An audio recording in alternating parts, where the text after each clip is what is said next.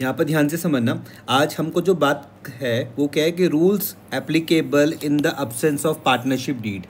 सबसे पहले आपको फोकस कहाँ पर करना है? पार्टनरशिप डीड में। ठीक है, ध्यान से इस चीज़ को समझना है। जो पार्टनरशिप डीड होती है ये मेरे पास क्या होता है? रिटर्न एग्रीमेंट होता है। याद रखना, जो पार्टनरशिप डीड होती है वो मेरे पास क्या है? Return agreement. कोई दिक्कत तो नहीं है। मैं कुछ रूल्स आपके साथ डिस्कस करने वाला हूँ जो एप्लीकेबल कब होंगे? In the absence of partnership deed. फिर से मैं बता रहा हूँ, जब हमारे पास पार्टनरशिप डीड नहीं होगी तब हम इन रूल्स की हेल्प से क्वेश्चन सॉल्व करेंगे। मैं फिर से बता रहा हूँ, पार्टनरशिप डीड का मतलब क्या होता है? Return agreement. पार्टनरशिप डीड का मतलब क्या होता है? Return agreement. अब मैं आपको कुछ रूल्स आपके साथ डिस्कस कर रहा हूँ जो एप्लीकेबल कब होंगे? In the absence of partnership deed. क्लियर हो रही बात? पक्का? जब पार्टनरशिप डीड नहीं होगी तो हम इन रूल्स की मदद से क्वेश्चन सॉल्व करेंगे। यहाँ पर क्या लिखते हैं कि in the absence of partnership deed और वर्बल एग्रीमेंट और if the partnership deed is silent on certain point. तीन बातें बोली गई। पहली क्या बोली गई? In the absence of partnership deed, मतलब जब मेरे पास पार्टनरशिप डीड नहीं होगी, मतलब जब मेरे पास रिटर्न एग्रीमेंट नहीं होगा, या फिर मेरे पास एग्रीमेंट है कि कैसा? वर्बल, या फिर पार्टनरशिप डीड साइलेंट है किसी एक सर्टेन पॉइंट में। एग्जाम्पल के तौर पे कि partnership deed interest on capital के बारे में कुछ नहीं बोल रही है। क्लियर हो रही है बात या नहीं हो रही है? तो the following provision of partnership act 1932 will be applicable. नीचे कुछ प्रोविजन दिए हुए जो वो वहाँ पर जाके क्या हो जाएंगे? एप्लीकेबल हो जाएंगे। पक्का? जैसे कुछ है प्रॉफिट, जैसे पहला रहेगा प्रॉफिट शेयरिंग रेशियो के बारे में, फिर रहेगा इंटरेस्ट ऑन कैपिटल के बारे में, इंटरेस्ट ऑन ड्राइंग्स के बारे में, सैलरी टू अ पार्टनर के बारे में, इंटरेस्ट ऑन लोन के बारे में, admission of a new partner. ऐसे करके होगा, एक एक करके मैं आपके साथ डिस्कस करता हूँ। पहला वाला प्रॉफिट शेयरिंग रेशियो के बारे में क्या बोला गया कि profit and losses are to be shared equally irrespective of their capital contribution. Important बात क्या है? इक्वली। क्या बोलते हैं कि जो प्रॉफिट होगा और जो लॉस होगा वो कैसे शेयर करेंगे? इक्वली शेयर करेंगे। पार्टनर्स कैसे शेयर करेंगे? इक्वली शेयर करेंगे irrespective of their capital contribution. Capital contribution से कोई लेना देना नहीं है। प्रॉफिट शेयरिंग रेशियो ध्यान से समझना, प्रॉफिट एंड लॉस को वो कैसे शेयर करेंगे? इक्वली शेयर करेंगे irrespective of their capital contribution. Capital contribution से कोई लेना देना नहीं है। मैं कुछ आपके साथ रूल डिस्कस कर रहा हूँ जो एप्लीकेबल कब होंगे? In the absence of partnership deed. Partnership deed मैंने क्या बताई? Written agreement. पहले वाले पॉइंट में कोई दिक्कत तो नहीं है? अगर मैं आपके साथ ये पहला वाला पॉइंट डिस्कस करूं तो आपको मैं कुछ इस तरीके से समझा सकता हूं। ध्यान से समझना। मैंने कहा मेरे पास एक पार्टनर है, इसका नाम ए है, एक पार्टनर है, इसका नाम भैया बी है। इसने सपोज करते हैं फर्म में 10 लाख रुपए लगा रखे हैं। कितने? 10 लाख रुपए। और इसने कितने लगा रखे हैं? 1 लाख रुपए। तो हमें इनकी कैपिटल से कोई लेना देना नहीं है। ए ने तो 10 लाख रुपए लगा रखे हैं, इसने 1 लाख रुपए लगा रखे हैं, तो हमें इनकी कैपिटल से कोई लेना देना नहीं है। हम तो भैया प्रॉफिट एंड लॉस को इक्वली बांटेंगे, मतलब 1:1 में बांटेंगे। तो पहले वाले रूल में कोई दिक्कत तो नहीं है? नहीं सर, सिंपल है। सेकंड वाला रूल इंटरेस्ट ऑन कैपिटल के बारे में बात करता है। याद रखना, जब जब मैं आपको बोलूँ इंटरेस्ट ऑन कैपिटल, जब मैं आपको बोलूं इंटरेस्ट ऑन कैपिटल, तो आपके दिमाग में क्या आ जाएगा? n माइनस और l प्लस साथ में चलेगा। मैं फिर से आपको बता रहा हूं, जब मैं आपको बोलूँगा इंटरेस्ट ऑन कैपिटल, आपके दिमाग में क्या आएगा? n माइनस और l प्लस। समझ में आया? इंटरेस्ट ऑन कैपिटल हमारी फर्म के लिए क्या होता है? n माइनस होता है। n माइनस मतलब, n माइनस का मतलब क्या है? नहीं, n माइनस का मतलब होता है भाई debit all expenses and losses. Debit all expenses and losses हमारी फर्म के लिए तो खर्चा है ना, और इसके वजह से पार्टनर्स की कैपिटल क्या हो जाएगी? बढ़ जाएगी। इसलिए मैं बोलता हूँ कि जब जब आप इंटरेस्ट ऑन कैपिटल को देखोगे आपके दिमाग में n माइनस l प्लस चलना चाहिए। कोई दिक्कत तो नहीं है? रूल क्या बोलता है? रूल बोलता है इंटरेस्ट ऑन कैपिटल के बारे में क्या बोलता है? No interest on capital shall be allowed. मना कर रहे, इंटरेस्ट ऑन कैपिटल अलाउड करने के लिए मना कर रहे हैं। No interest on capital shall be allowed to the partners, interest on capital किसी भी पार्टनर्स को अलाउड नहीं करना है। If there is a provision for interest on capital in the partnership deed it will be allowed only when there is a profit.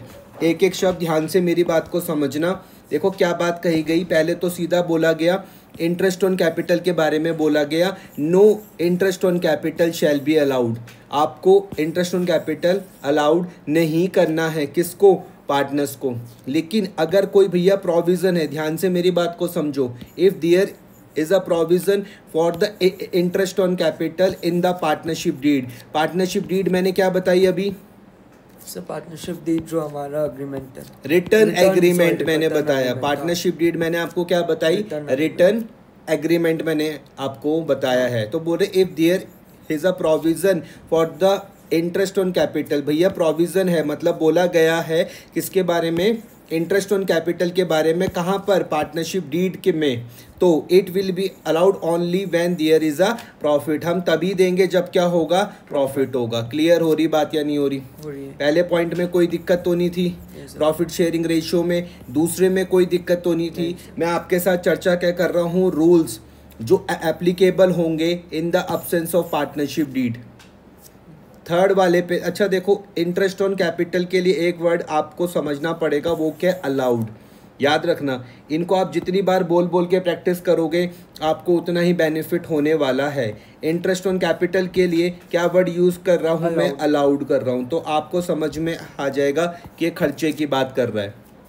इसके बाद अगर मेरे पास एक आता है इंटरेस्ट ऑन ड्राइंग्स, क्या आता है, इंटरेस्ट ऑन ड्राइंग्स, तो भाई याद रखना इंटरेस्ट ऑन ड्राइंग्स में मैं क्या रूल लगा रहा हूँ, n+ का रूल लगा रहा हूँ और l- का रूल लगा रहा हूँ। ध्यान से इस चीज़ को समझना, इंटरेस्ट ऑन ड्राइंग्स में मैंने काय का रूल लगाया, n+ का रूल लगाया और l- का रूल लगाया। और जैसे मैंने यहाँ पर क्या बोला था, अलाउड, यहाँ पर मैं बोल रहा हूँ चार्ज्ड। ठीक है, क्योंकि इंटरेस्ट ऑन ड्राइंग्स फर्म के लिए क्या है, n+ मतलब होता है credit all income and gains, और इसके वजह से पार्टनर्स की कैपिटल क्या हो जाती है, कम हो जाती है। क्लियर?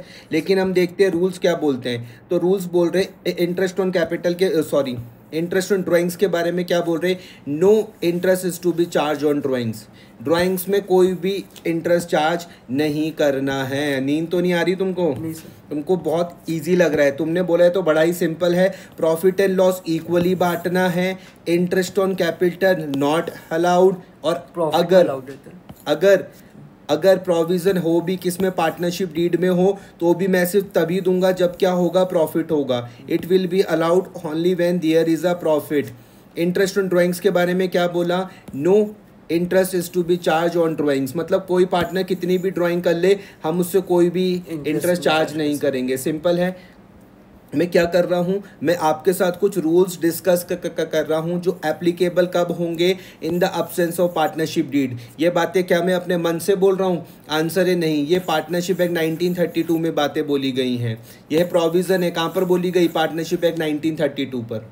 क्लियर हो गया? हाँ। मैं फोर्थ वाले पॉइंट पर पहुंचता हूं, तो ये बोल रहे हैं सैलरी टू अ पार्टनर। ध्यान से इस चीज़ को समझो, जैसी मैं आपको बोलूँगा सैलरी टू अ पार्टनर, जैसी ही मैं आपको बोल रहा हूँ सैलरी टू अ पार्टनर, आपके दिमाग में सीधा ही रूल क्या लग जाएंगे, n- का रूल लग जाएगा, l+ का रूल लग जाएगा। आप बोलोगे भाई इसका मतलब क्या है, मैंने कहा जो salary to a partner firm के लिए क्या है, खर्चा है, debit all expenses and losses. Clear हो रहा?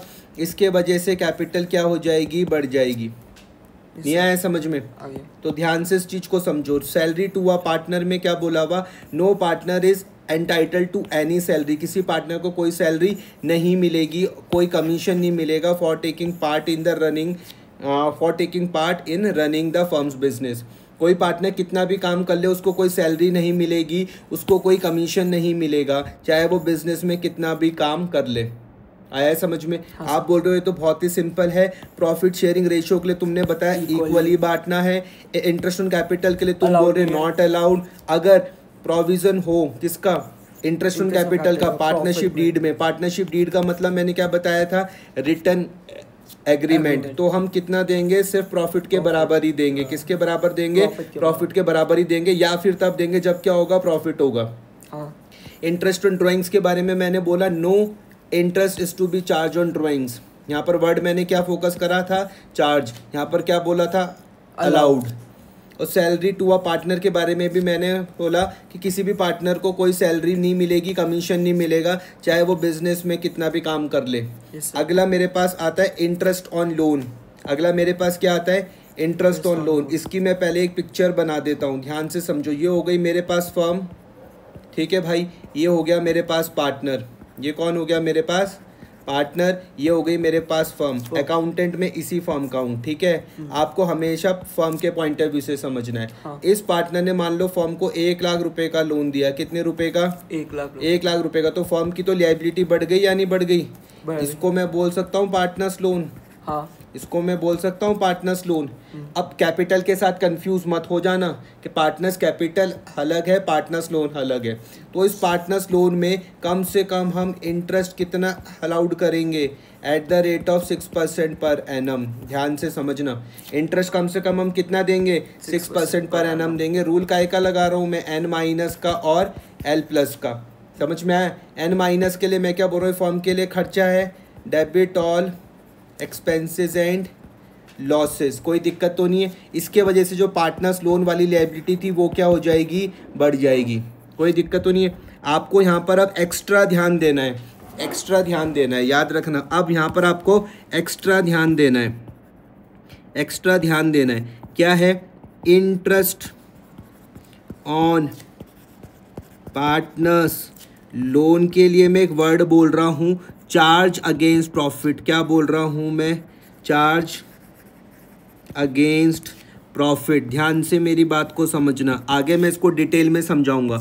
इंटरेस्ट ऑन पार्टनर्स लोन को मैं क्या बोल रहा हूँ, चार्ज अगेंस्ट प्रॉफिट। और इसका मतलब मैं क्या समझा रहा हूँ, ध्यान से मेरी बात को समझो। मैं बोल रहा हूँ चार्ज अगेंस्ट प्रॉफिट में मेरे वो खर्चे आते हैं जिनको प्रॉफिट के होने या ना होने से कोई फर्क नहीं पड़ता। याद रखना, चार्ज अगेंस्ट प्रॉफिट में वो खर्चे आते हैं जिनको प्रॉफिट के होने या ना होने से कोई फर्क नहीं पड़ता। इसलिए मुझे भैया कम से कम 6% तो देना ही है। मैं बुक में चलता हूँ, किताबें क्या बोलती हैं, interest at the rate of 6% per annum is to be allowed on the partner's loan to the firm. Clear हो रहा। Such interest shall be paid even if there are losses to the firm. ये इंटरेस्ट तो मुझको भैया देना ही है, चाहे फर्म मेरी लॉस में भी चल जाए ना तो भी मैं दूंगा। इस पूरी लाइन को मैंने क्या बोला, चार्ज अगेंस्ट प्रॉफिट। इस पूरी लाइन को मैंने क्या बोला, चार्ज अगेंस्ट प्रॉफिट। जैसे यहाँ पर था, such interest shall be paid even if there are losses to the firm. इसको मैंने बोला चार्ज अगेंस्ट प्रॉफिट। ये ऐसे खर्चे होते हैं जिनको प्रॉफिट के होने या ना होने से कोई फर्क नहीं पड़ता, ये हमको देना ही है। क्लियर हो गया। अभी मैं इसको बाद में और डिटेल में समझाऊंगा, तब मैं बोलूँगा इस तरीके के खर्चे को। अभी आगे जाके मैं और डिटेल में समझाऊंगा, तब बताऊंगा कि इसको हम प्रॉफिट एंड लॉस में हम डेबिट करते हैं। ठीक है, आगे हम इसको हम डिटेल में देखेंगे। फिलहाल कुछ दिक्कत तो नहीं है। पहला वाला पॉइंट मैंने क्या समझाया, profit sharing ratio equally. Interest on capital के बारे में बताया कि no interest on capital shall be allowed. अगर कोई प्रोविज़न हो किसके बारे में, इंटरेस्ट ऑन कैपिटल के बारे में, कहाँ पर, पार्टनरशिप डीड में। पार्टनरशिप डीड क्या होती है, रिटर्न एग्रीमेंट। तो मैं तभी दूंगा जब क्या होगा, प्रॉफिट होगा। इंटरेस्ट ऑन ड्राइंग भैया मैं चार्ज नहीं करूंगा। मैं कौन हूँ, फर्म हूँ, आप कौन हो, फर्म हो, ठीक है। सैलरी टू अ पार्टनर, समझना किसी भी पार्टनर को कोई सैलरी या कमीशन नहीं मिलेगी। इंटरेस्ट ऑन लोन के बारे में मैंने बात बताई कि हम 6% पर एनम के हिसाब से देंगे। कितने के हिसाब से, 6% पर एनम के हिसाब से देंगे। चाहे फर्म को लॉस भी हो तो भी हम देंगे। Such interest shall be paid even if there are losses to the firm. 6th में हम क्या बोलते हैं, admission of a new partner without consent of all existing partner no new partner can be admitted to the firm. नया partner हमारी firm में तभी आएगा जब सारे एग्जिस्टिंग पार्टनर राजी होंगे, जब सारे एग्जिस्टिंग पार्टनर की क्या होगी, कंसेंट होगी, तभी न्यू पार्टनर आएगा। तो without the consent of all the existing partner no new partner can be admitted to the firm. समझ में आ रहा? हाँ सर। एक ने भी मना कर दिया तो नया पार्टनर नहीं आएगा। फिर admission of a new partner के बारे में क्या बोला कि without the consent of all existing partners no new partner can be admitted to the firm. 7th वाले में मैं बात करता हूँ तो each partner can participate in the conduct of the business. हर एक पार्टनर बिजनेस में पार्टिसिपेट कर सकता है, यहाँ तक कोई दिक्कत तो नहीं है 7th में। 8th में क्या बोला, each partner can inspect the books of the firm. हर एक पार्टनर फर्म्स की बुक को इंस्पेक्ट कर सकता है और उसकी कॉपी भी रख सकता है।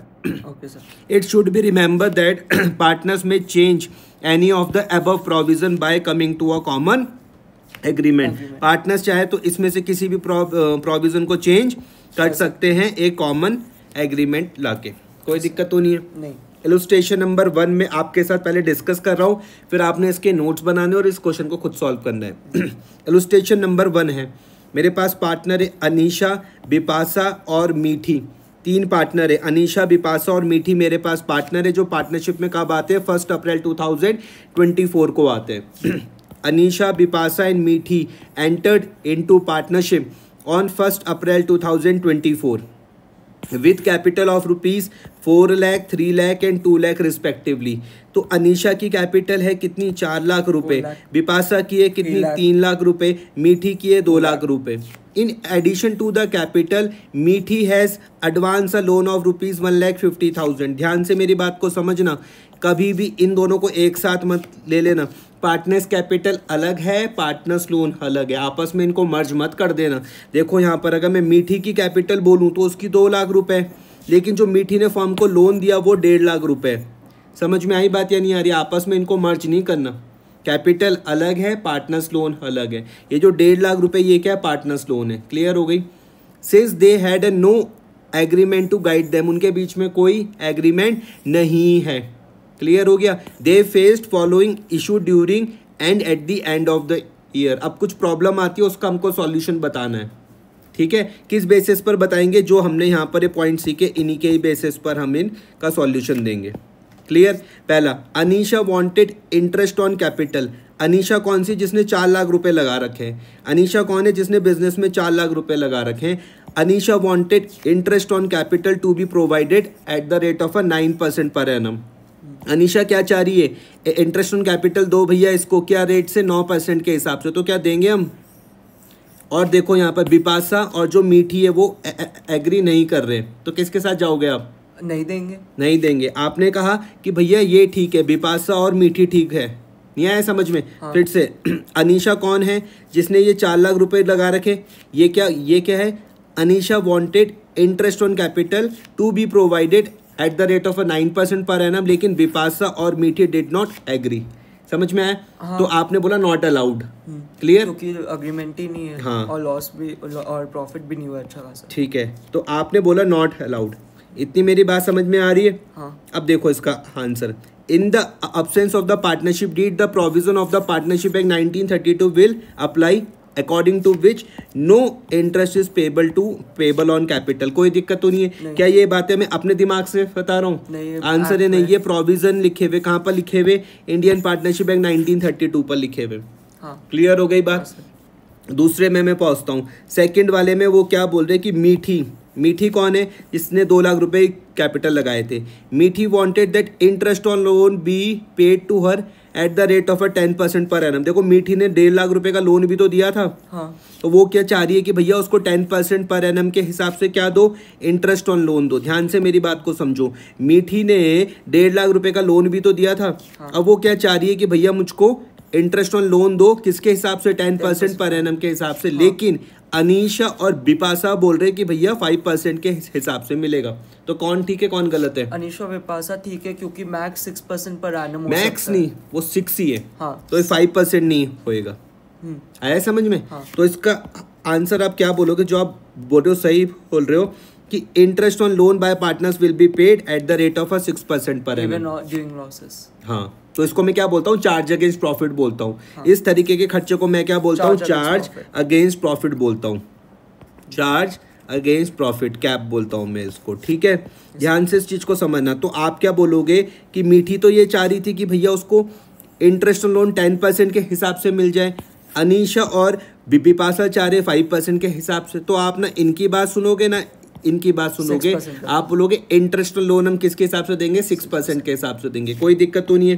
नहीं। अगला, Anisha and Bipasha demanded to the share profit in the ratio of capital contribution. देखो अनीशा ने 4 लाख रुपए लगा रखे, बिपाशा ने 3 लाख रुपए लगा रखे।